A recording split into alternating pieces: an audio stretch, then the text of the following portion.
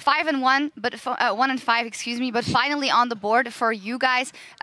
Tell me what it means and how your perspective changes looking at the rest of the season, knowing that you guys can definitely put a W on the board.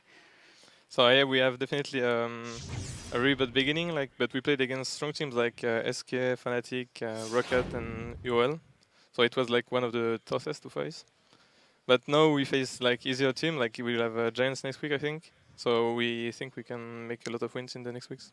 So you think it's definitely a team-based thing? Is amazing. What are the things you picked up on that Gambit did better here than in other games? I mean, Gambit still seemed to be struggling with actually translating the early game control and the early game gains into some kind of mid-game strategy.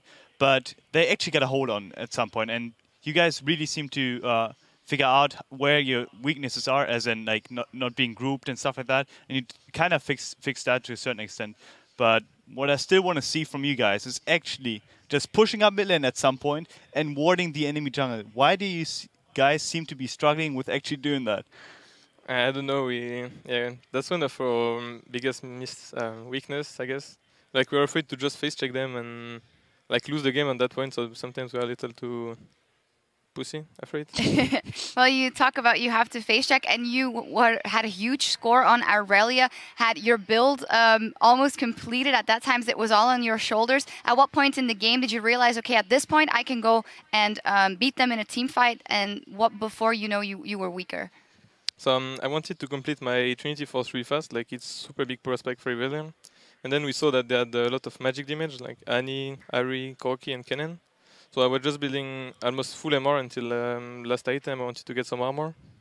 And then so I knew I was super tanky, so I could just go in the front line and tank them so Pinoy can kill them after. Yeah, and the Kassadin was also pretty fed at that one. Let's actually start by taking a look at the replay where that is exemplified how strong you are in the team fights. Get that up on the screen. If you can talk us through that, because here Kennen's going to come in and land a quasi-perfect Maelstrom, but you guys still win the trade. Let's roll the clip and go ahead, Cabochard.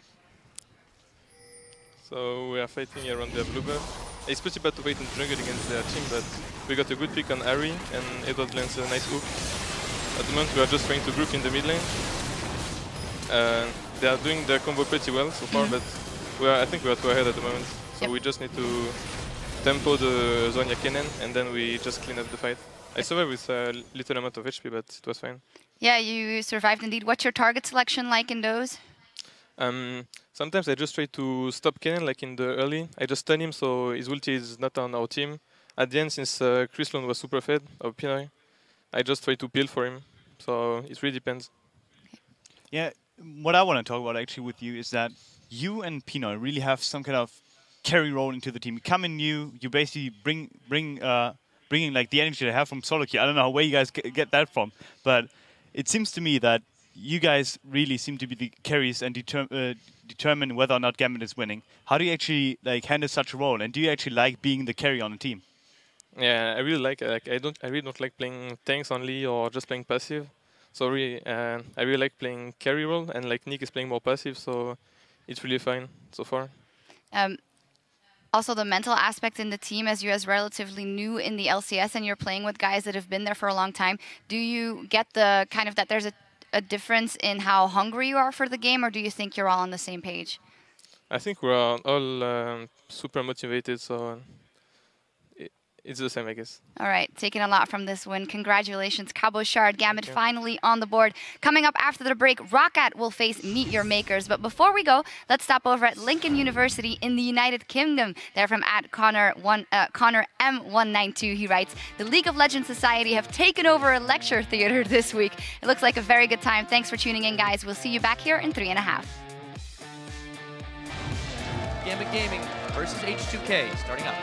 Blue likes the collateral damage, and H2K have to back away. Can they get the assassination? Cabochard kicked away. Maybe they can still turn this one around instantly. Oh my goodness, all that damage. The Maelstrom coming out, but Cabochard picking up another kill. Cabochard teleported in. They look for Hion, and here comes Nick. They're blowing them all up. Not even the damage they needed. They've lost Voidal. They've lost Adewamne. It's a double kill for Pinoy. Looking for more. How much can he go? You know, it was an exciting game to watch. That is going to be a massive confidence boost